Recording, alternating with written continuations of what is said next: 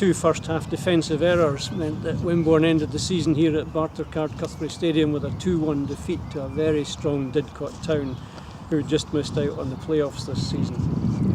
In front of a decent crowd of 228, Wimborne looked by far the more lively in the early stages. The Didcot keeper had to look lively in 2 minutes to tip over a Luke Holmes cross, and then 2 minutes later it was Didcot's turn when Jimmy Deeble's header drew a save from Jason Harville.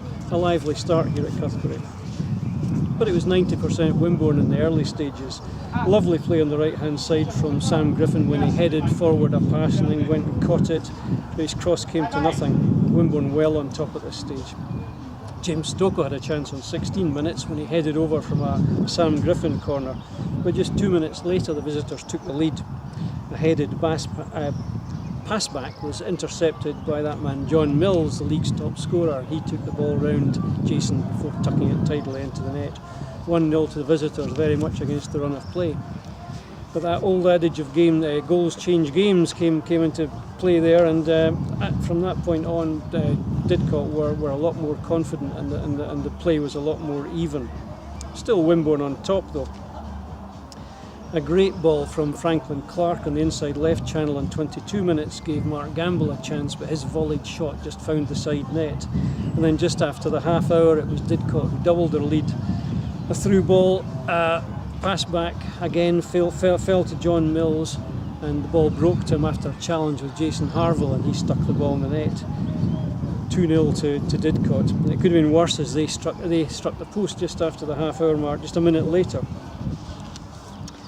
A good run by James Stocco ended in a shot easily saved on 38 minutes, and half-time came with the score 2-0 to Didcot, and Wimborne wondering how, with all the pressure they'd had, that was the score. Second half kicked off, Jason Harville called into action right away in 49 minutes to make a good save, and then Franklin Clark shot over from distance on 52 minutes. Just on the hour mark, Wimborne had a scare and had to clear the ball off the line with Didcot claiming handball.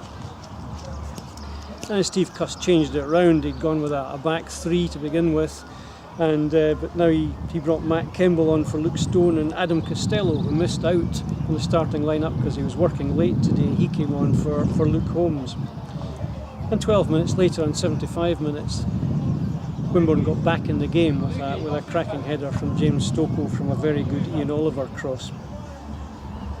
Jack Lupton came on for John Blake on 79 minutes as Wimborne really pressed for an equaliser. Sam Griffin's shot was blocked on 88 minutes, and on 90 minutes Billy Maybury, pressing forward at this time, saw the keeper off his line, tried a lob, but the keeper just reached it.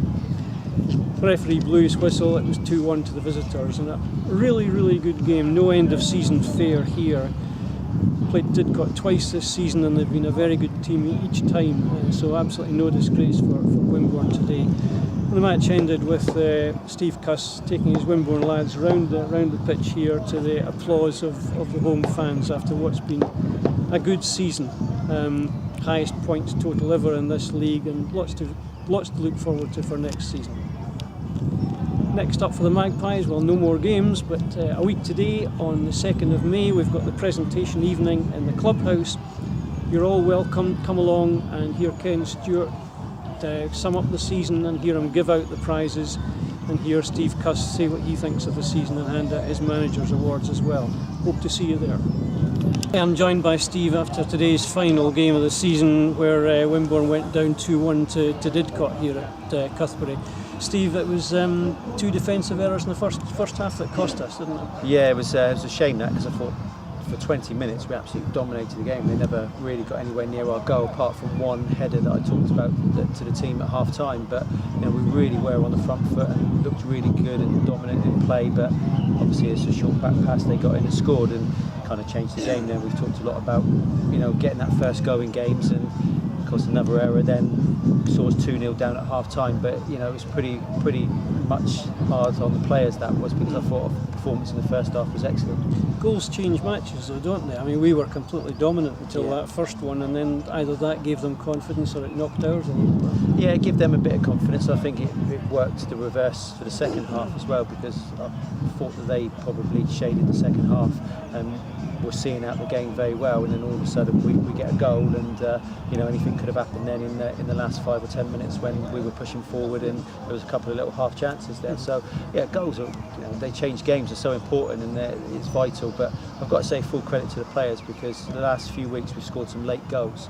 I was a little bit critical of them earlier in the season with a couple of defeats where it just petered out a little bit and we never really had a go. But we've won games and got points in the last few with late goals, and we've got another one today. So full credit to the lads for keeping going and trying to turn it around. We've played Didcot twice this season. They've beaten us twice. It's hard to see on the basis of those two teams why they're not actually in the playoffs, because they're a good team. Yeah, very good side. They've always been a good side, and obviously the striker that they've got in Mills scores goals, and I don't even touch the ball for 20 minutes, and then he nips around the goalkeeper and scores, and that's the quality he's got. And fair play to him. He's neat and tidy in and around the box and scores goals, and I think it's nearly 60 goals he's got this season. So fair play to him. But they're a good side all round. Yeah. Tell us about the tactical changes you made to try and get back in the game in the second half. Yeah, well, we went with a 3 at the back today, with Adam not being available from the start, and I thought that worked really well, and I didn't want to change it going into the second half, but I just thought that they were probably just winning a few more battles in the midfield. We were very forward thinking today, and it exposed James Stokoe a little bit. He probably didn't have quite the support in there that he normally gets, so I made the subs and went back to a 4 and was just looking to just try and change it and get back in the game. I just thought it was crucial to keep 2 players up front, so we brought Cozzy back into the back 4, and then we got back into it via a good cross from Franklin and a good header. Franklin Clark, you mentioned there, who provided the goal for the cross for Stokes' header.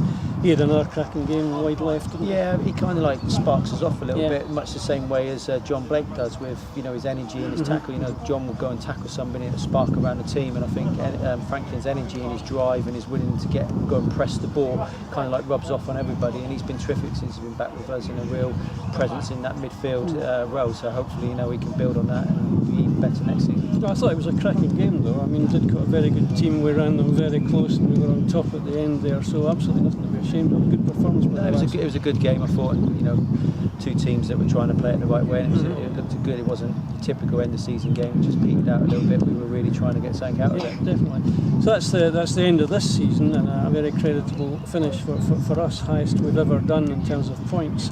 Looking ahead to next season, I know you've been busy already for the last couple of months talking to players, etc., etc. What can you tell us? Yeah, exactly that. Well, I've been talking to a number of the squad and trying to get them signed up for next season, and we've been successful in most of those signings that are going to be with us again next season. We'd certainly be looking to add maybe 1 or 2. I think the inclusion of Franklin and Luke late on has given us a real boost, and hopefully we'll see the best of them next season. But we want to keep the majority of the squad together, push on, and maybe just add 1 or 2 to it. Yeah, Steve, thanks for your time today, and thanks for the season. Thank you. Could I just say as well, obviously from the players, the support that we get both home and away has been magnificent, and to get a crowd above 200 today when there was other matches going on was just shows the support we get. So we're very appreciative of all the support that we get both home and away. Quite right. Thanks, Steve. Thanks.